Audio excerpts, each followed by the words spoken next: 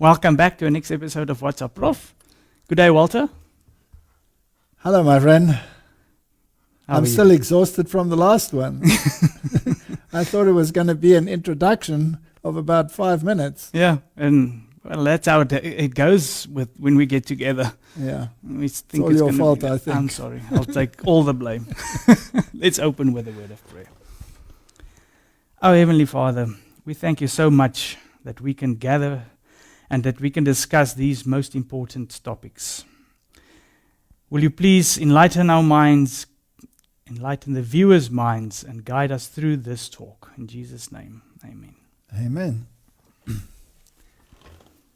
We were talking about the Great Reset, and we were introducing it, and we got to corporate identities and real identities and real people and straw people, and we got into all kinds of issues, just to show how deceptive Yes. everything in the world is, and how the economies are run and what the basis of the economies are. Now we have to see what it will be like when the papal agenda becomes the universal agenda. It will be a catastrophe. Yes. It's like you said in the previous one. So maybe if people didn't quite understand the part one, this will bring it into perspective. I hope so. I hope so. I hope so. Remember, we had this quote in the last one, and we're not going to repeat ourselves, but we're just giving an introduction. It was not the purpose of God that poverty should ever leave the world, and we qualified that in the last one. Of course, God doesn't want anyone to be in poverty and to suffer, but He permitted it for the sake of character development while we are on this fallen planet. The ranks of society were never to be equalized, for the diversity of conditions which characterizes our race is one of the means by which God has designed to prove and develop character. Then she states, many have urged with great enthusiasm that all men should have an equal share in the temporal blessings of God. In other words, that there should be a universal income and everybody should be on the same level. But this was not the purpose of the Creator. Christ has said that we shall have the poor always with us. The poor as well as the rich are the purchase of His blood. And amongst His professed followers, in most cases, the former serve Him with singleness of purpose, while the latter are constantly fastening their affections on their earthly treasures, and Christ is forgotten. That doesn't mean, of course, that the higher classes are all selfish, but it is a fact of nature that they often are. The cares of this life and the greed for riches eclipse the glory of the eternal world. And then this interesting sentence, it would be the greatest misfortune that has ever befallen mankind if all were to be placed upon an equality in worldly possessions.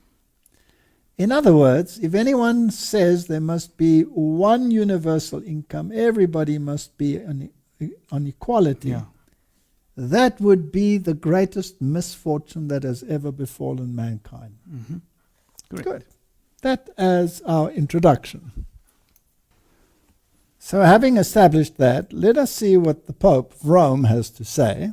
And let's get it out of the horse's mouth, which is the journal America, which is the Jesuit journal, the Jesuit Review. And it states that Pope Francis has endorsed a universal basic income. COVID-19 could make it a reality in Europe. So he is endorsing what the previous statement said would be the greatest misfortune to ever strike humanity.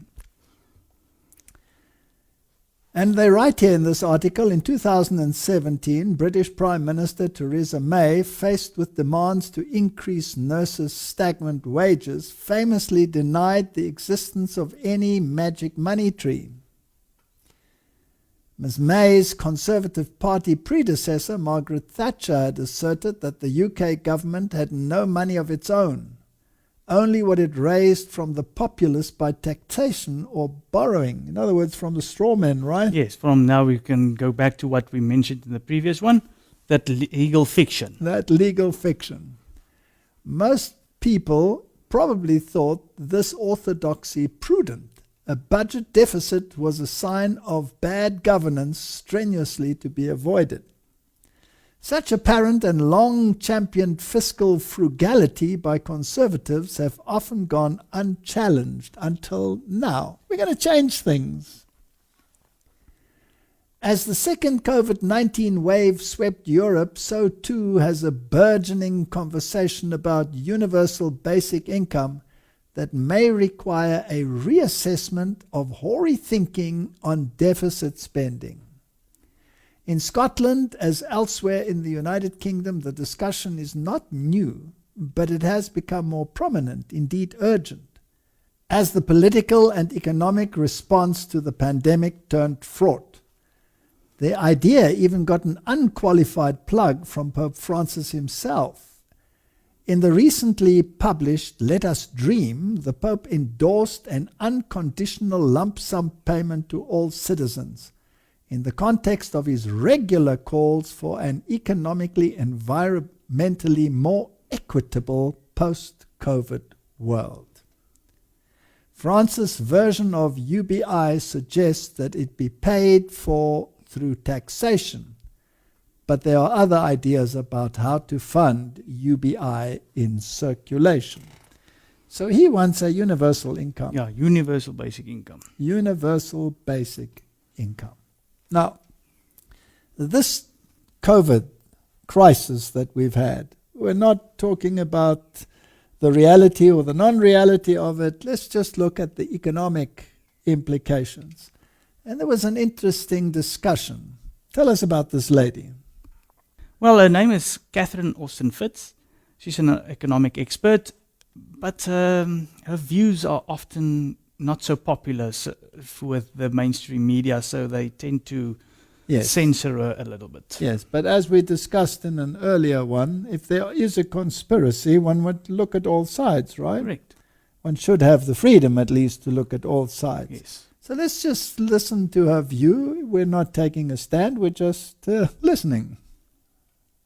So we've had a global reserve currency system, the dollar, and it needs to evolve and change, and it's long in the tooth. There's lots of unhappiness with the system, and the central bankers are trying to bring a new system, and to do it, they're trying to extend the old and accelerate the new, and it makes it a very chaotic thing since much of the new is being tested and tried and prototyped, and it involves many different industries. So I describe the new system as the end of currencies. So we're not bringing in a new currency, we're essentially bringing in a new transaction system that will be all digital and essentially end currencies as we know them. So what they're trying to do involves essentially all the money on the planet. So it's big, it's complicated, it's messy, and the challenge they have is how do you market a system that if people understood it, nobody would want. And of course, the way you do that is with a healthcare crisis. And why is a healthcare crisis good for that? Because generally, if a few people want to control the many, the question is how can you herd all the sheep into the slaughterhouse without them realizing and resisting? So the perfect thing is invisible enemies. So we had the war on terrorism, with invisible terrorists, and then now a virus is perfect because it's invisible. You can't prove that it doesn't exist because it's invisible. So invisible enemies are always the preferred one, particularly if they scare people. If you can use fear and introduce significant fear, then people will need government to protect them from the invisible enemy. Then the second tactic, which is very effective, is divide and conquer. And so in the meantime, if you can use the media plays a very important role. If you can turn men and women against each other and black and white against each other. And one of the reasons you import a lot of immigrants into Europe is turn the general population against the immigrants, and then you need government to be in the middle. And so these are all Whether it's divide and tactic or invisible enemies, these are all ways to institute fear and get people to go along with things. And of course, the invisible virus allows you to do enormous control mechanisms. You can stop people from gathering, you can stop people from organizing, you can stop people from getting together and talking about what's going on, et cetera, et cetera. And if you digitize it with contract tracing, then you can control who's talking to whom. If you can get them to do all their work and education online, you can literally listen to everything they're saying. So you can institute extraordinary amounts of surveillance, all in the theory that we're protecting you from the invisible virus. It's very clever, and as you can see, it's working with many people, not everybody, but many people. So to me, a lot, and I don't want to underestimate the ability of the leadership to introduce pathogens that will kill people, and I don't want to suggest that people aren't getting sick, but essentially what you're trying to do is you're trying to get people to buy into a solution before they see where it's ultimately going to go. Because you're talking about a transaction system that is no longer a currency, it's a control system. So it's like a credit at the company store. If every central bank comes out with a digital central bank currency, they have the ability to turn your money on and off. So if you don't behave, that's it. And of course, as we know, they want to combine this with transhumanism, which means literally, I take injections that can institute the equivalent of an operating system in my body. And so I'm hooked up to the financial system, literally, physically. To step back to the beginning, what is the actual effect of the lockdown measures? So what you're doing is you're trying to, I used to call the Patriot Act the Concentration and Control of Cash Flow Act. And this is a very similar process. You're trying to dramatically centralize economic and political control. So let me give you an example. We have 100 small businesses on Main Street in a community. You declare them non-essential, shut them down. Suddenly Amazon and Walmart and the big box stores can come in and take away all the market share. In the meantime, the people on Main Street have to keep paying off their credit cards or their mortgage. So they're in a debt entrapment. And they're desperate to get cash flow to cover basically their debts and their day-to-day expenses. In the meantime, you have the Federal Reserve institute a form of quantitative easing where they're buying corporate bonds, and the guys who are taking up the market share can basically finance at 0 to 1%, or their banks can at 0 to 1%, when everybody in Main Street is paying 16 to 17% on their credit cards without income. So basically, now you've got them over a barrel, and you can take away their market share. And generally, they can't afford to do what they say because they're too busy trying to find money to feed their kids. That's interesting. She has some speculations which might or might not be true. That is not for us to debate.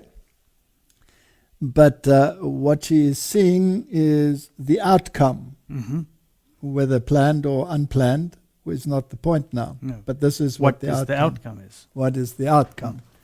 Now, if you want to think in a conspiratorial fashion, then if we are allowed to speculate a little bit, if we say that these governments are actually all under a central control already, and that the ship is being steered in a particular direction, because surely the enemy of souls is not divided upon himself, is he?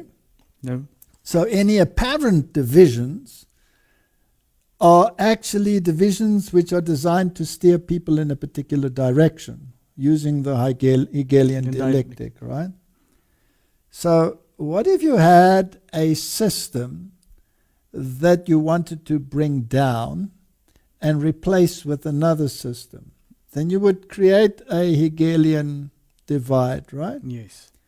So what if you wanted to push something in a particular direction? So let's say you introduce a system or a party form of governance in which you stimulate the economy by making the flow of money to the people very cheap.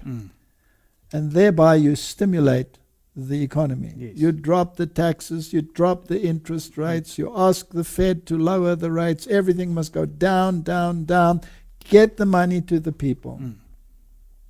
And then you create a crisis.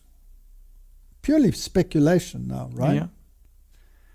And then you use the crisis in order to create a situation, just as she explained, where the small man cannot repay the loans because he doesn't have any income, and the interest rates are going up, and he has a problem. And everybody loses their basic income and loses their property. Now government can step in and say, we've had a crisis. It wasn't our fault, guys. Something really happened here, and we'll solve this problem by giving you all a basic income. Yeah. Wouldn't they sigh a sigh of relief?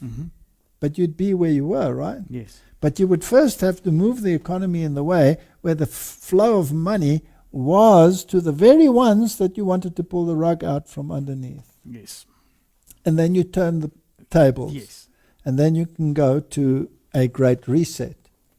Now, I'm not saying that is what they did, but it is a possibility, right? Correct. Okay. Now, she was also talking about being, through AI, attached to the very system itself. Now, is that a pure conspiracy? Well, most people will immediately Shout conspiracy theory. Right. Now, here was an article in the Deutsche Wirtschaftsnachrichten, which you translated, and it was from Klaus Schwab, talking about the Great Reset will lead to the fusion of our physical, digital, and biological identity. I mean, that's incredible. Yeah. That's exactly what she just said. exactly. And that's the same thing that most people have always said Is a is conspiracy. conspiracy. But here it comes out of the mouth of the big man himself, right? So the founder of the World Economic Forum, Klaus Schwab, recently said that the fourth industrial revolution within the framework of the Great Reset will lead to a fusion of our physical, digital, and biological identity. This transhumanist approach of the elites has always been dismissed by the public as a conspiracy theory. And here we are at the very point of these things happening. Correct. Now, our last discussion was to vax or not to vax, and some people, of course, believe that the vax could actually contribute to this, or some future vax, maybe not this one. So there's a lot of speculation out there. But there's reason to be distrustful because of these statements. Yes. Schwab also openly advocates something that the media still claim is only a field of discussion for conspiracy theorists, namely active implantable microchips that break through the skin barrier of our body. The World Economic Forum explains on its website how thousands of Swedes implanted microchips into their bodies a few years ago. So these are things that are realities, and if you then throw into the mix the religious ideologies of the chip being the mark of the beast, which it is not, then you have a recipe to get not only the economic world, the individual world, the governments, the religious systems, all of them involved in one big hue and cry. Yeah. Thousands of Swedish people are swapping ID cards for microchips. Thousands of Swedes having microchips implanted into their bodies so they don't need to carry key cards, IDs, and even train tickets. Last year, the state-owned SJ Rail Line started scanning the hands of passengers with biometric chips to collect their train fare while on board. So these are realities that are happening. And the devil has managed to link this to another philosophy which has nothing to do with it. No. Because his main aim is to make void God's law. Yes. He wants to have a legal system, but not a lawful system. Right? Yes. And the legal system is based on a fraudulent precept, Correct. on a straw man that doesn't exist, Yes. or a straw entity that is treated as a person even though it is a corporation. Yeah. Good, we discussed that Yeah. last time. What is that word again? A legal fiction. Exactly, a legal fiction. There was a very interesting lecture by a German journalist. And I think he did an amazing job. Now, I don't want to repeat his lecture, No. but it provided a lot of food for thought. Yes. It was very carefully worked out. It was very well documented. It didn't have any conspiratorial flavor. It was just a number of facts in the right Factual. sequence. Exactly. And I think it would be appropriate if we looked at this issue from this viewpoint and just get an idea of whether there has been a long time of planning to set the current things in motion. His name was Paul Schreier, and he wrote about pandemic Planspiele, planned games, the preparation for a new era. So, what does he say? You have translated it here. Politics and the corona crisis did not come out of the blue. The fight against viruses began as early as the 1990s as the fight against bioterror. So there have been a number of movements preparing for what is happening now. Yes. Research shows for more than 20 years since then, pandemic scenarios have been rehearsed again and again in business games, first in the United States, later coordinated internationally, also with German participation. And the title of these exercises are reminiscent of Hollywood productions. In other words, what these people would do is they would enact Yes. the pandemic. And these were not regular actors. No. These were high government officials that were actually involved in government in these types of yes. things. Right. And current at the time. And Yes. All sorts of different ones. So the ones that they were enacting as preparations, the one was titled Dark Winter, and that was in 2001. Then Global Mercury, that was another enacted scenario, 2003. Then the other one was Atlantic Storm in 2005. Clade X in 2018, and that's a very interesting one, which we will look at.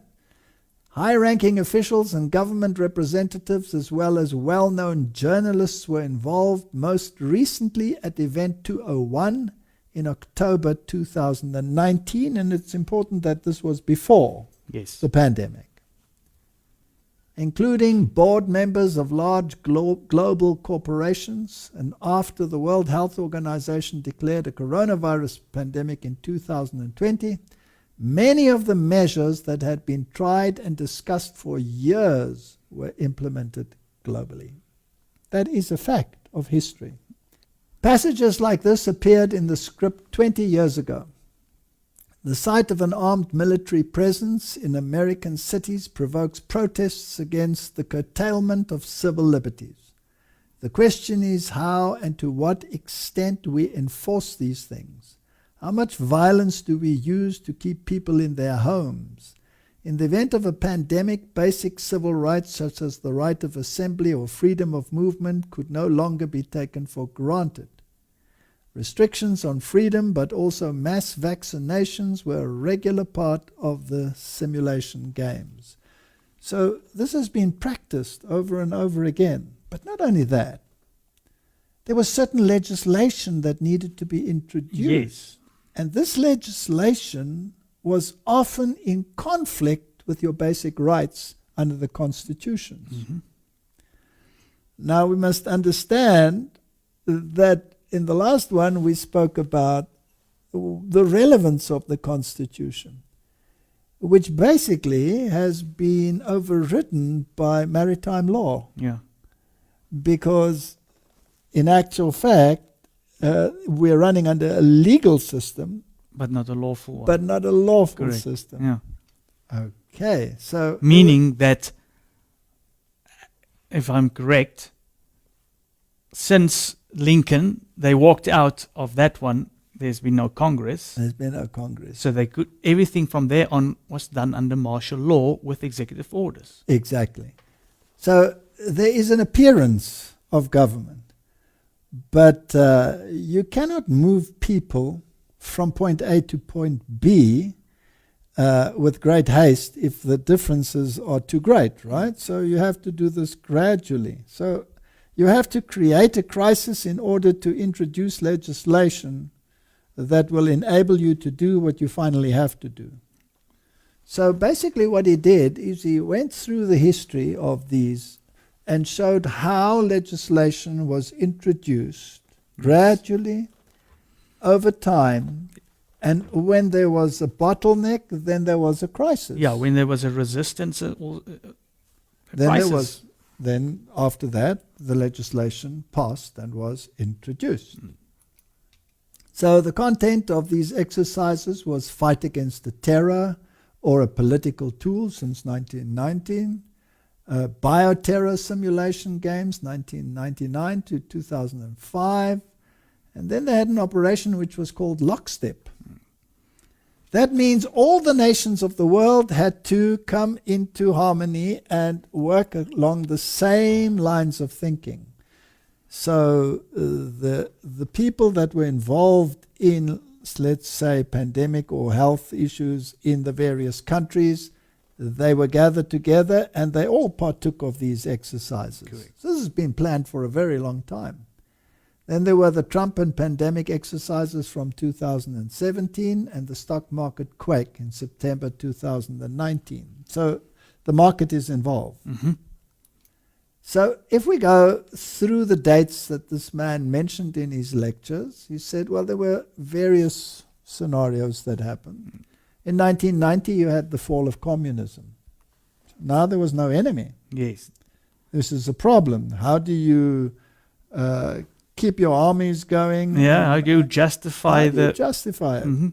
And so Colin Powell, at that stage, who was the highest ranking one in the military, said, I'm running out of demons. I'm running out of villains. I'm down to Fidel Castro and Kim Il-sung.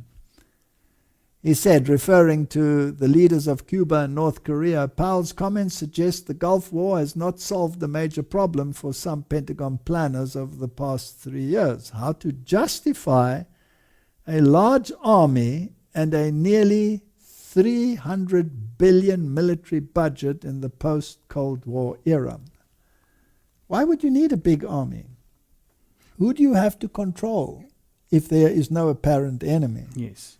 So we need enemies. 1993, you had the terrorist attack at the World Trade Center. So now you had an invisible enemy, a terrorist. In July 1994, Clinton published his National Security Strategy of Engagement and Enlargement. March 1995, Joseph Biden, who is now the President of the United States, Chairman of the Judiciary Commission of the Senate, proposed a law to give more power to government and the President in case of a terror attack. And this law was vehemently rejected. And so, in 1995, there was a terror attack in Oklahoma, a decisive moment on issue of terrorism. In 1997, articles in Los Angeles Times written by politicians, not journalists, CIA Director James Woolsey and Assistant Secretary of Defense Joseph Nye, defend against the shadow enemy, the destruction of the federal building in Oklahoma City and the bombing of the World Trade Center in New York shocked Americans. But those tragedies would have been far worse if nuclear, biological, or chemical materials had been involved. So you're creating scenarios. Yes. And every time these things happen, new legislation is passed. So everything is in place, right? Now, this can be pure coincidence that it happened like this, but it could also be planned. Yeah. We're not taking a position, right? No, we're just stating We're just stating the facts. facts. Correct. In 1997, Defense Minister William Cohen warns of future chemical and biological warfare at press conference and demonstrates anthrax threat on the breakfast show. So he holds up a little piece of a packet with sugar in it and says this amount will kill this many people. the half of Washington or something, if I Yes, can remember correctly. exactly. So fear plays a very important part. It's also important if you maybe go back to the video of that Austin Fitz lady. She mentioned fear. Yes, So it just fits in with what she was saying. absolutely. In 1998, Homeland Security Biodefense Program Director Robert Cadleck contributes Chapter 9 called 21st Century Germ Warfare in a Pentagon internal strategy paper called Battlefield of the Future, 21st Century Warfare Issues. So now there's an invisible enemy, right? And now they're going over also to germ warfare and Correct. health. All right. In 1998, the Center for Civilian Biodefense is founded, and today it's called the Center for Health Security at the St. Johns Hopkins University, funded by the Sloan Foundation. Now, it's interesting that all these foundations are ultra rich foundations. What's also interesting is that's in 1998. Yes. And today, 2021, we still hear these names. Yes. So they started from 1999 to 2005 with bioterror simulation acts. In 1999, they started with their simulation games. First National Symposium on Medical and Public Health Response to Bioterrorism, sponsored by Johns Hopkins Center for Civilian Biodefense. And for the first time, the Department of Health and Human Services is part of the national security apparatus of the United States. So now they're beginning to coordinate all of these groups. Then in the 1999 as well, they had the Project Bacchus. Interesting names that they choose, right? Launched in Nevada, covert investigation by the Defense Threat Reduction Agency, U.S. Defense Department, to determine whether it is possible to construct a bioweapon production facility with off-the-shelf equipment. See, people said it takes a very specialized laboratory to produce some of these toxins like anthrax, for example. And so they created a laboratory to see whether they could produce it from off-the-shelf products. Well, you could look at that both ways. It's also important, if I'm under correction, but if I remember correctly, it was done in secret. Yes, absolutely. It was done in secret. But having been done, and after a lot of experimentation showing that it is possible that you can then say, but bioterrorists got hold of it and did it by using off-the-shelf material. So in 2000, there was a second symposium by the name Epidemic Response Scenario, Decision-Making in a Time of Plague. So now they're switching a little bit more. Now it's not just biowarfare with anthrax. Now it's also natural. Now it can also be like a plague. Yes. 2001, George W. Bush and Dick Cheney are elected as president and vice president. So this is a long time ago, that this planning has been going on. And in 2001, they had a major bioterror exercise called Dark Winter. And I'm fascinated to see that the current role players are using this terminology, Dark Winter, for the COVID plague. It will be a very dark winter. It'll be a very dark winter. It could be coincidence. Which was a smallpox exercise sponsored by Alfred P. Sloan Foundation and Robert Wood Johnson Foundation. And it took place at Andrews Air Force Base, whereas the previous two were in conference rooms. So now we're moving to the military and incorporating the military, although they'd already set up laboratories, right, in military facilities. September 2001, we have the attack on the Twin Towers. In October 2001, Tom Daschle and Patrick Leahy, who opposed the Patriot Act, received white powder threat letters and gave up their resistance, and the law was passed. So now they have the legislation in place that gives these special powers to the president. Yeah. 2001, Global Health Security Initiative founded using anthrax letters as justification. In 2002, the health ministers launched initiatives to improve health security globally. Now they test not only for biowarfare, but also flu pandemics. So now they're bringing the natural things in as well, right? Beginning of international level exercises. That's in 2002 already. Yeah. Previously, it was only America. Yes. Now it's universal. So it's interesting. America always takes the lead, right? 2003, Operation Global Mercury. This was a command post exercise involving the GHSAG nations, plus the World Health Organization and the European Commission, conducted over a 56-hour period between 8 and 10 September. The exercises aimed to evaluate the communications protocols between and among these members in the face of an outbreak of an infectious disease. So now it is internationally coordinated. And how do you deal with the media? And all of these things came into play. In 2003 already. Yes. 2005, they had Operation Atlantic Storm. And Madeleine Albright played the President of the United States. I was always interested in Madeleine Albright because she always had the phoenix rising out of the ashes as one of her brooches. Okay.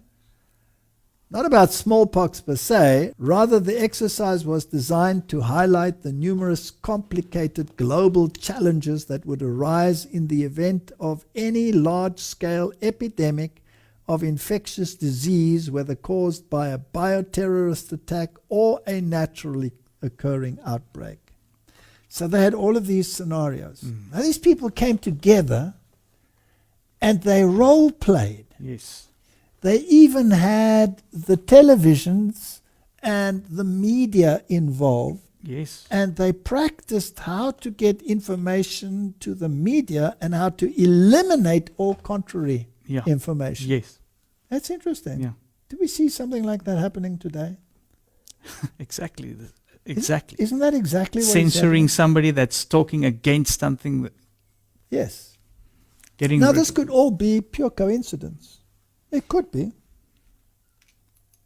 But it does make one think, doesn't it? Okay, in all these exercises, it was not only about a health crisis, who had the sovereignty, it was also about abolition of fundamental rights. They practiced that. Yeah. Mass vaccination, authoritarian politics without parliaments. In 2008, there was a financial crisis. Now the economy is going to play a major role in this because the global reset has to do with resetting the economy. Yes. If you want to reset the economy, you must first destroy the old system. Now, in the United States and of America and many of the Protestant countries in the world, the wealth is in the hands of the people. If you want to reset the economy, you have to shift the wealth to the system. Yeah. Isn't that correct? Correct. Okay. So let's see where this is going to lead. So you have this massive crisis in 2007, 2008. And you know what, Martin? In that crisis, there was a shift from absolute ownership to partnership. Yes. The banks and the governments went into partnership Yeah. to bail out the community, which is basically the definition of fascism, Correct. which is the preferred form of government, according to the Jesuits, of the Roman Catholic system. Yes.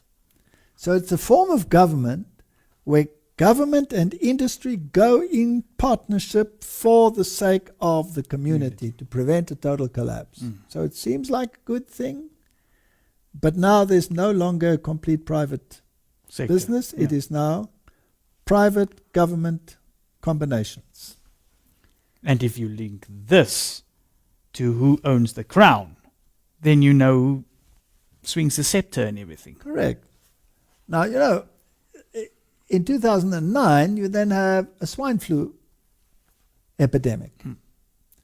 So this sweeps across the world, but you don't close everything down. Now, this is very fortuitous that all of these natural epidemics start hitting the world to prepare the people mentally for the big one that is probably coming. And the big one can always become still bigger, right? Yeah, I remember the World Health Organization saying to us, this is not necessarily the big one. Exactly. 2010, Scenarios for the Future of Technology and International Development by Rockefeller Foundation. 4 scenarios, of which one was lockstep scenario, where all the nations come together and have the same approach. Yes. A world of tighter top-down government control and more authoritarian leadership with limited innovation and growing citizen pushback. Those are quotes from their documents, right? Correct. During the pandemic, national leaders around the world flexed their authority and imposed airtight rules and restrictions, from the mandatory wearing of face masks to body temperature checks at the entries of communal spaces like train stations and supermarkets. That was practiced in 2010. Is this being implemented? 100%. 100%. Even after the pandemic faded, this more authoritarian control and oversight of citizens and their activities stuck and even intensified. Now, that was just the exercise. This wasn't the reality. No. But the reality has come under COVID-19. We're starting to see it because even now, recently they asked Fauci, why do they still have to wear their masks after they're inoculated? And now there's quite a lengthy few answers that comes to that. But so that just shows the implementation. It'll always get worse, he It's says. not going. It's not. Yes. Yeah, everything that like this exercise showed, the implementation of certain rules and stuff, it's not going to go away, even if the thing fades. Exactly. Then we have the presidency of Donald Trump. And everybody says, a breath of fresh air, or the opposite view, this is the worst thing that ever happened to humanity, right? Yes, the world. And he's an anti-establishment man, and he says he doesn't want this world coordination. You must put your nation first and let the money flow to the people. And at the same time, he appoints all of the judiciary, the judges. By the way, the judges are all corporation judges. Yeah. So they all fall under this system of the straw man control. This fictional character. Yeah. So the judges are legal fiction. legal fictions. Yes. And they appoint all of these high-ranking Catholic individuals. The system is set in place for a papal agenda. And it is a Hegelian dialogue. I'm speculating now. They will say this is extremely conspiratorial. I'm just adding a little bit to the story. But it fits perfectly. Then you pull the rug out from an enemy, which is called COVID. And immediately that economy that was with the people is removed from the people. The properties remain, and the people are destitute. 2017, Munich Security Conference. McCain said, I refuse to accept the demise of our world order. So Trump and McCain are at loggerheads. Yeah. Bill Gates said we need to prepare for epidemics the way the military prepares for war. We may not know if that weapon is man-made or a product of nature, but one thing we can be almost certain of, a highly lethal global pandemic will occur in our lifetimes. It's as if they're preparing for it, right? Yeah, well, all these exercises are definitely preparing. All right, so whether natural or man-made, that is still the debate with COVID even. Immediately afterwards, the exercises start again in 2017. So May 2017, they have the G20 health ministers met for the first time ever in Berlin, Germany, exercising a pandemic scenario of a mountain-associated respiratory syndrome, which they called the Mars virus. So now all the health ministers of the G20, those are the top economic countries in the world, come together to practice this. Is there a preparation? 2017, funding of International Advisory Board on Global Health, Jeremy Farrar, Wellcome Trust, and Christopher Elias of Gates Foundation are members. These are the richest corporations in the world. We're talking about trillions of dollars. May 2018, Operation Clade X. Exercise scenario, high-ranking elitist sects develop virus to reduce world population. So that's a scenario for conspiracy theorists to go wild on. They're trying to pin this on Bill Gates and all of these issues. We're not interested in any of that. Just looking at the progression. Yeah, and Thomas Daschle, if I pronounce that correctly, was also part of that, one of those guys that received the anthrax letter. That's absolutely. So these people are now all involved. These were high-level government officials. In 2019, on the 17th of September, short circuit in the financial system, which nobody really knew about. No. Had nothing to do with the coronavirus because that effect came only in January 2020. So in 2019, there was almost a total market crash, which was kept very quiet. Very quiet. We'll look at it in a moment. 2019, they have an exercise called Event 201. Johns Hopkins Center for Health Security, in partnership with the World Economic Forum and the Bill and Melinda Gates Foundation, hosted Event 201, a high-level coronavirus pandemic exercise. This is also before the pandemic. And if you look at the role players, Christopher Elias, Gates Foundation, George Gao, Director General, Chinese Center for Disease Control, and all of these important people. So the top level of society in terms of the economic world and the political world were involved. It was like a final practice run. Now, when they practiced that Clade X scenario, they had a trailer, which was an official trailer, showing what the exercises were all about. So it would be interesting to have a look at them, right? Yeah. So let's see what they did. We are continuing our coverage of a new and deadly infectious disease. The virus has some genetic elements of the Nipah virus. The care of these patients requires extraordinary effort. We cannot and will not voluntarily take patients from other hospitals. The creation and intentional release of the Clade X virus. The impact of not doing something has lots of consequences. We can't retreat from the rest of the world. Continuity of government here cannot be overestimated. Federal quarantine of this scale is unprecedented. The question everywhere, when will there be a vaccine? We have got to engage the private sector. They know that we don't have a vaccine yet. They want vaccines to be prioritized. I would not want to pull those people back. And we need on the ground to be able to assure protection of our first responders. This is a non-starter. I'm going to need these people. I got this feeling in a whole lot of other places. More than 40 countries are reporting outbreaks, and many more are suspected of having cases. Leadership requires doing things that are oftentimes unpopular. This issue has the amazing capacity to be number 11 on anybody's list of 10 most important items. We have been unbelievably weakened by this crisis. What the world will look like when it's done is still very uncertain.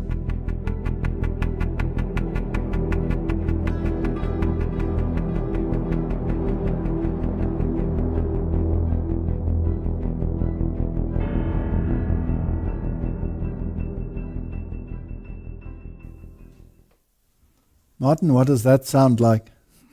And then 2020. It sounds like the script for what has happened, right? Now they're saying it's very uncertain what the world is going to look like. I think they know exactly what the world is going to look like, because there is a mastermind behind it, as we looked at in past one, that is absolutely brilliant and coordinated. And he has a representative on this earth to whom he gives his power and his seat and great authority.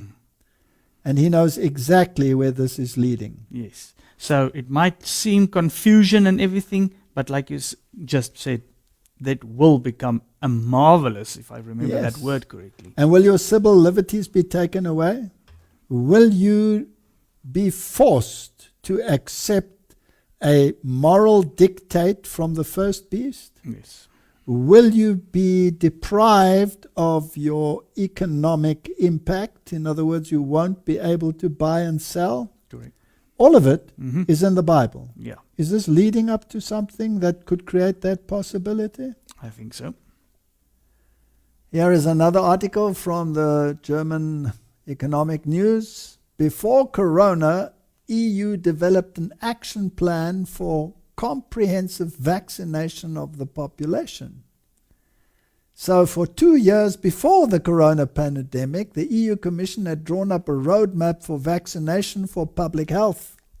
So is it something that suddenly came upon the world, or has it been a long time coming? Long time coming. Now why? Why now?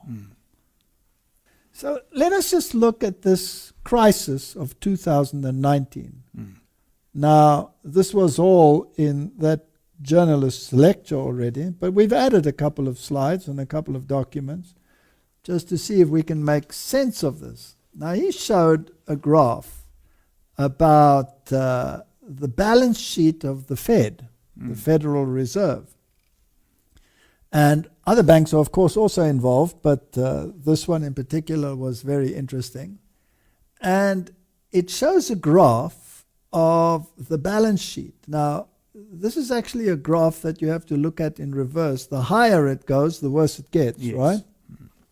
So the higher it goes, the worse it gets. So in 2008, 2009, when you had that major crash, there was this blip.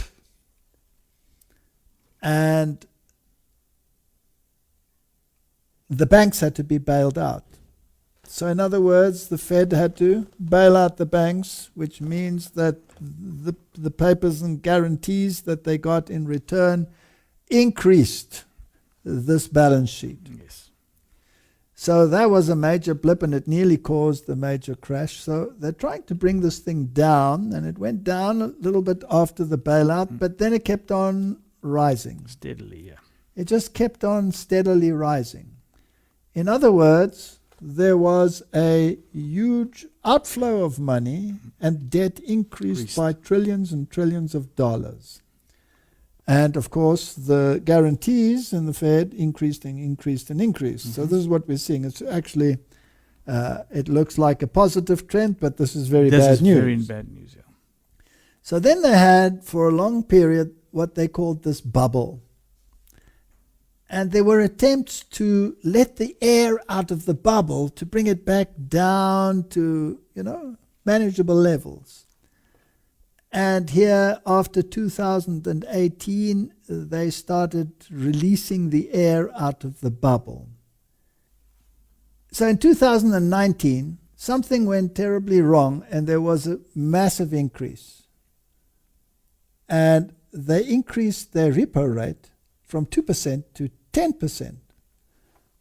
And somehow they contained it without the public being aware of it. Yeah. That's incredible. Now, if you go and look at the entire history of the Fed balance sheet, then we can bring this into perspective. Here we have a historic view of the Federal Reserve balance sheet, and we'll see this massive increase just leading up to the Great Depression. Then afterwards there was a decline. Then end of World War II, there was another increase. And then it came down and down and down. And then in 2008, you had this increase. Yeah. Now the next one gives us a little bit more information. Yeah, it shows now how the 2008 crash compared with the Great Depression. Yeah, so here's the Great Depression. There were the levels then, and here we are now at these levels in the 2008 scenario. And then it continued to rise. Yep. Then there was the bubble. Yes. Then they tried to release the air out of the bubble. And then in 2019, we had another spike. Yeah. So if you compare where we are now, compared to the Great Depression and 2008, it is nothing in comparison to where we are now. So basically what this graph tells us is that the world's economies are finished. The nations are bankrupt.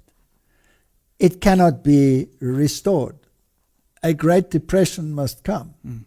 So how do you bring about this restoration? How about a great reset? Having a great reset. Would that be a useful way of bringing everything back to square one? Mm-hmm. Now, in the Great Reset, as the World Economic Forum said, there will be no more private property. Yeah. That will be taken away. You will own nothing, you will be happy. You will own nothing and you will be happy. So the papal system will be introduced. Now, here's the Federal Reserve balance sheet as a percentage of GDP. And again, we see World War I, the Great Depression, World War II, and here we see where we are now. The world is ready for a great reset, a new economic program.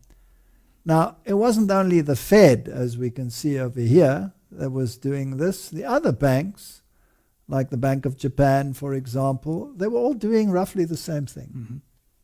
So this is a worldwide phenomenon. This is not a United States phenomenon. Here's another article which says the gold standard and digital dollar, the Great Reset, will create a new monetary system. Now, the monetary system is based on the value of the dollar, and the value of the dollar is based on a straw man. Yeah. Right? So the world is preparing for a new Bretton Woods moment. At the end of the current Great Reset will be the creation of a new monetary system. But the crucial question is it possible to establish a gold-covered digital dollar as an anchor currency? Is the pandemic crisis a turning point for international economic policy? Are the old Bretton Woods institutions ready to find a new approach? The Federal Reserve has already started its new average inflation target, while other central banks have systematically lowered their inflation targets. The central banks have lowered interest rates to zero and expanded the balance sheets by more than $7.5 trillion. It's massive. It's massive. This financial support must remain in place at least until the vaccination reaches a critical mass. So now the pandemic is playing a role. Mm-hmm. A late financial crisis could return as revenge. In the meantime, debt is accumulating at record levels and there are no plans for how the world should pay for it. Well, a great reset is put everything back to naught, nobody owns anything, and everybody gets a basic income. That's what the Pope is asking for. Correct. That's what Spirit of Prophecy said would be the greatest disaster ever to hit humanity. One of the means to bring about a time of trouble such as never was. Here's the Business Insider. The Pope's visit to the United States could be an ominous sign for the stock market. This is interesting. Yeah. It was in 2015. Yes. So it was just interesting to compare this with these current events. Economic events. Yeah, they had a graph there where they showed that every time there was a papal visit, there was a drop in the stock market. Here was John Paul's visit, and then there was a drop, and there was Benedict's visit, and then there was a drop, and then there was Francis' visit, and then there was a drop. That's just interesting information. Yeah. So, now we're going to talk about inclusive capitalism.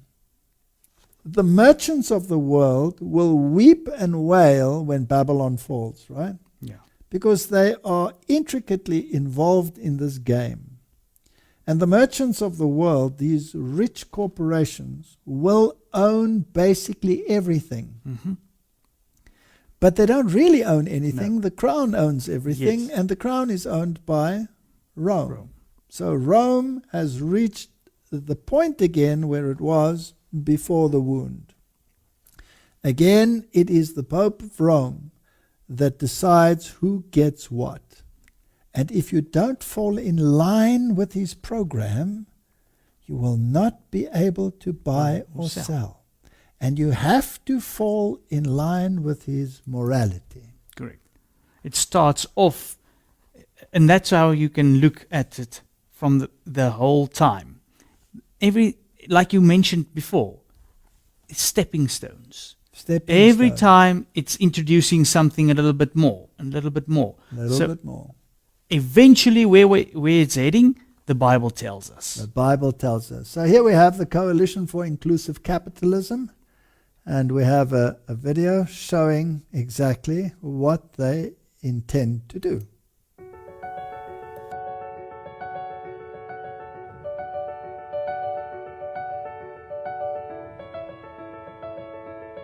È necessario urgente un sistema economico giusto, affidabile e in grado di rispondere alle sfide più radicali che l'umanità e il pianeta si trovano ad affrontare. We are answering Pope Francis's challenge to create more inclusive economies that spread the benefits of capitalism more equitably and allow individuals to realize their full potential. Too much wealth has accreted to too few people. If you make money, what's the point if you're not prepared to share it?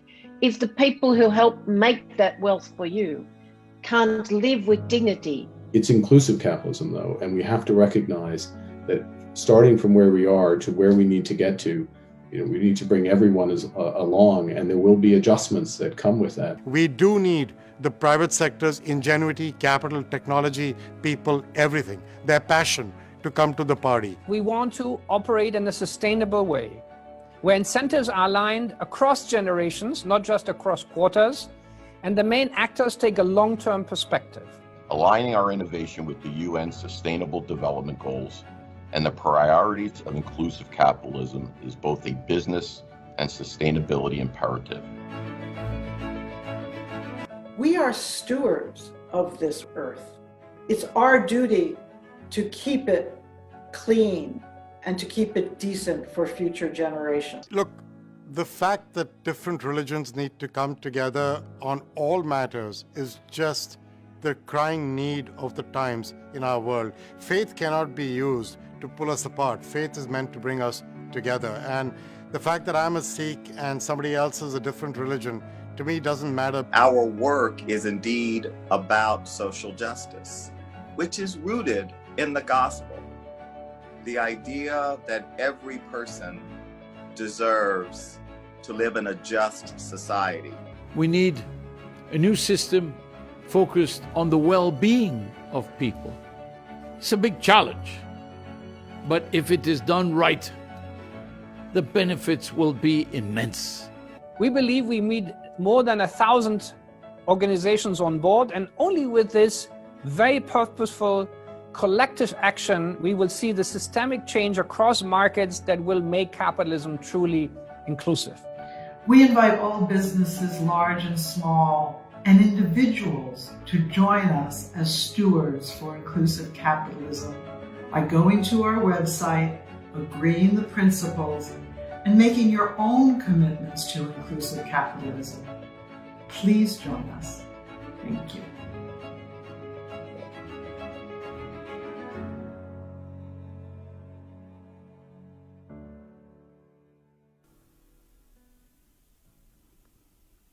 Martin, doesn't that sound just too wonderful? Yeah. These are the mega rich people representing, let's have a look, how many trillions of dollars. Big business gets its wings as leaders from major US companies partner with Pope Francis. Capitalism met Catholicism on Tuesday at some of the world's biggest business leaders announced a new partnership with Pope Francis. The alliance, known as the Council for Inclusive Capitalism with the Vatican, aims to create a more inclusive, fair and sustainable economic landscape by taking pledges towards sustainable development goals focused on areas such as climate action, peace and justice, quality education, gender equality. All the buzzwords are there. Everything is there. Now, weren't these people in partnership with Rome long ago in secret? Yeah. The Rothschilds, isn't that called Rothschild? Yeah. Vatican bankers? And isn't it also interesting? Doesn't that video remind you of the World Economic Forum Great Reset video that we used to watch? It's the same scenario. It's the same players. It's the same, the MasterCard, British Petroleum, all those CEOs. And now what's interesting is, now it's not only economic and social, but religion is also brought in. He said we have to work together. So we have the ecumenical movement working together. We have the financial movements working together. We have the governments working together. And all of this has been achieved through a pandemic. So how much money do these inclusive capitalists control? Well, here are the members, and you can see their various logos: 10.5 trillion, 2.1 trillion, 200 million workers, 163 countries. And this is current. This is current. So this will start increasing. That one person said they're aiming for 1,000 plus partners. Now, not everybody, even within the ranks of Catholicism, is happy with what is happening, right? Mm-hmm. And here is Dr. Taylor Marshall, and he has something to say on the issue. He's not too happy, but let's listen to what he has to say. You've heard of the Great Reset. It's the idea that political leaders and big mega corporations are working together to use the current political, economic, and health crisis to reset planet Earth, an entirely new global system. I've talked about it before in previous videos. We've seen world leaders discussing it. And I announced the other day that I received in the mail this book, Let Us Dream by Pope Francis. And I only read a few excerpts, but since then I've been able to start reading the book. And in particular, the prologue to the book, to me, is shocking. I cover this stuff all the time on the Taylor Marshall podcast. And I was amazed by how explicit this book is on the principles of the Great Reset. And I'm going to read today, not the entire prologue, but a good bit of the prologue. It's only 7 pages, so it's rather short. There's quite a bit in there, and it reads like a religious version of the reset. That's why I'm calling this video The Catholic Reset. And I've said before, ecumenism is the religious version of globalism. We're starting to see that made explicit in this book by Pope Francis. So I'm going to read those passages and give commentary. Before I do, of course, we are going to pray. So basically what the Great Reset is the Catholic vision. Correct. Of social justice. That's it. Which is the exact opposite of what God intended for humanity, so that humanity can learn lessons of character and not be channeled into one think tank group thinking. And if you don't agree with it, you get wiped out. Yeah. So the new system is going to replace the old system. And the old system must be painted in very dark pictures, right? Yes. I found it interesting that the Parliament of World Religions recently called for the removal of Donald Trump. Yeah. What is the Parliament of World Religions got to do with this, right? They're saying the trustees of the Parliament of the World Religions call on the Vice President and the Cabinet of the United States to transmit to the President pro tempore of the United States Senate and the Speaker of the House of Representatives their written declaration that the President is unfit and therefore unable to discharge the powers and duties of his office. In accordance with Article 4 of the 25th Amendment of the United States Constitution, Donald J. Trump has forsaken his credibility and demonstrated that he is incapable of discharging the powers and duties of the office of the President of the United States of America. The Parliament of World Religions is a global institution and recognizes the influence that the President of the United States has on the world. Those with the greatest opportunity and power to affect the world have the greatest responsibility to act with unflinching moral integrity. Can you see where morality comes in? The Parliament of World Religions remains committed to a culture of non-violence and a life of truthfulness as agreed upon in our signature document towards a global ethic. Persons who hold political power must work within the framework of a just order and commit themselves to the most non-violent, peaceful solutions possible. For the leaders of countries, politicians, and political parties to whom we entrust our freedoms, when they lie in the faces of their people, when they manipulate the truth, and when they are guilty of venality or ruthlessness in domestic or foreign affairs, they forsake their credibility and deserve to lose their offices and their voters. Interesting. So one global ethic, one solution. Yes. Based on papal morality. Yes, and if you don't conform, you get censored, taken off anything that you want to say. And by a click of the button, you can be economically deactivated. Yes.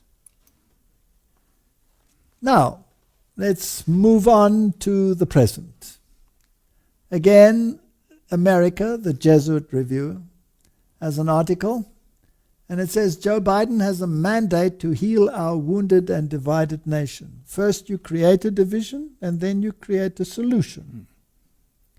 The fact that Mr. Biden's faith was a matter of contention mainly amongst Catholics and was not an impediment to his election is itself a victory for the American experiment and owes much to the pioneering efforts of the previous Catholic candidates, Smith and John F. Kennedy.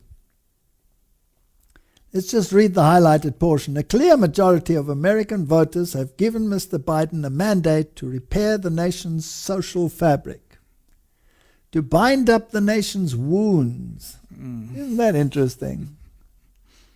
And to bring us together as one nation. It is not a mandate to legislate a radical new order, pack the U.S. Supreme Court, or pursue an extreme pro-abortion agenda. The American people deserve leaders as open-minded and willing to work together as they are. The challenges facing us today, Pope Francis said in his address to the U.S. Congress in 2015, calls for a renewal of the spirit of cooperation, which has accomplished so much good throughout the history of the United States. coming from a Jesuit newspaper stating the terminology of a wounded country or a wound that has to be healed. It's just interesting. Yes. Well, let's read what Crux has to say, a Roman Catholic, very prominent magazine, one of the most authoritative, taking the Catholic pulse. If Biden is to heal America, he'll need his church. By all accounts, President-elect Joe Biden is a sincere Catholic. He's spoken openly about his beliefs, how his beliefs have sustained him through his personal pain and loss. Arguably, not since Lincoln's first inauguration in 1861 has an incoming American president taken office facing such a divided nation. If Biden is to govern, he'll need to find a way to begin putting the pieces back together, and drawing on the resources of the Catholic Church may be among his better options. Does this sound like a Roman Catholic ideology coming into the United States of America? Definitely. Inevitably, Biden will have to lead the way in this national reconciliation project. His greatest asset in so doing so may turn out to be his church. Having seen him through a personal tragedy, Catholicism may be poised to aid him in his defining public test. The Bible tells us that Protestant America will cross the gulf and take the hand of Rome, because the second beast will make everyone worship the first beast. Here is religious news services. Could Catholic moral theology light the way for a new GOP? They want to change the Republican Party? Well, I think that Pence did a good job. And after all, he was Jesuit trained, and so were all the others, by the way. Yes. For some time now, we've heard talk about an American Catholic moment. As far back as 2012, David Gibson, director of the Center on Religion and Culture at Jesuit Fordham University and a former religion news service staffer, highlighted some astonishing facts about Catholics in public life. He's talking about Supreme Court judges, etc.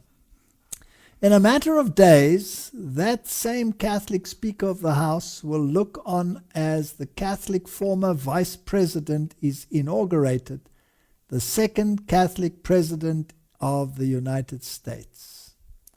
Depending on how one is scoring at home, 7 Supreme Court justices are or have been Catholic. Should the party decide to realign around a religious, multi-ethnic working-class populism, and it should, the new movement will require an ideological foundation. If 2012 was the year Catholics had come to dominate the highest levels of the US public life, 2021 may be the year when the highest levels of public life finally made space for the fullness of a Catholic vision. That is fulfillment of prophecy. And if people aren't aware of it by now, they never will be. I agree. If you cannot see, this is now talking about a Protestant party. Yes. The Republican Party becoming everything is said that it can just as might as well become a Catholic party. Absolutely. Here's another article, how Biden can lead the US away from World War fought piecemeal. At the same time, the crisis he inherits presents his administration with a rare opportunity to contribute in substantial ways to a new post-pandemic normal. I hate that terminology. Towards which Pope Francis has been incessantly directing our attention. As Biden launches his administration's approach to international relations and very serious security challenges, he would do well to draw deeply upon the values of Catholic social teaching. and to absorb the insights of Pope Francis, starting with Laudato Si on care for our common home, Fratelli Tutti on the proposals of the Vatican COVID-19 Commission. Biden has already indicated his intention to take some action on the global stage that would be consistent with the Catholic social teaching. This is the moment in history when Protestant America reaches across the Gulf. And this could bring about the final events portrayed in the scriptures. US President Joe Biden should listen with rapt attention to the pleading of Pope Francis, who in Fratelli Tutti called for an alternative way of thinking, a global ethic of solidarity and cooperation in the service of a future shaped by interdependence and shared responsibility in the whole human family. No place for individualism. No place for personal choice. One collective movement with Lucifer as the angel of light leading the procession. Didn't the Pope call individuality a virus? Absolutely. So the one thing that they want is this Catholic moment. This is the Catholic thing. For the first time in American history, no branch of our federal government will be led by a Protestant. The president will be Catholic. The Supreme Court is Catholic. Everything is Catholic, permeated by Jesuits. Yes. But it's all pure coincidence. Do you believe that? Not in, no chance. There's no chance that I can believe that. Mainline Protestantism once acted as the primary ballast in American public life, helping to steady us amidst the choppy waters that attend life in a democratic republic. The ballast is gone, and the long-term effects on American life can be felt all around. This will become universal. Yeah. National Catholic reporter, Jesuit Father Leo O'Donovan to deliver invocation at Biden inauguration. It's fascinating. Yeah. So all these Catholics are inaugurating the presidents. The previous one was O'Connor. He was a Knight of Malta, right? Yeah. Who inaugurated Trump. Exactly. So all these high officials are giving a picture to the world of who's in control. Here it tells us that Jesuit Father Leo O'Donovan, former president of Georgetown University, if I read that name once more in connection with politics, I don't know whether I will have a cadenza, will deliver the invocation at Biden's presidential inauguration on January 20. O'Donovan confirmed to the NCR that Biden had personally called him and invited him to offer the prayer at the inauguration, which will mark the election of the nation's second Catholic president, and that he had accepted. My brother, has the wound been healed? Yes. Is an image of the beast forming? Yes, definitely. Are the role players in place to ensure that it will happen? Yes. Can the Constitution, in the light of the whole lecture now, stand in the way? No, because it's legal but not lawful. Exactly. So they are running on executive orders. Through all of the events that have taken place, all the laws are in place that they can implement through their executive orders exactly what they want. And the legal framework has been set, which is totally legal, but was never lawful from the beginning, because the devil is the master of deceit. And he has duped humanity into believing that this is an exceedingly moral movement, whereas it is a rebellion against the government of God.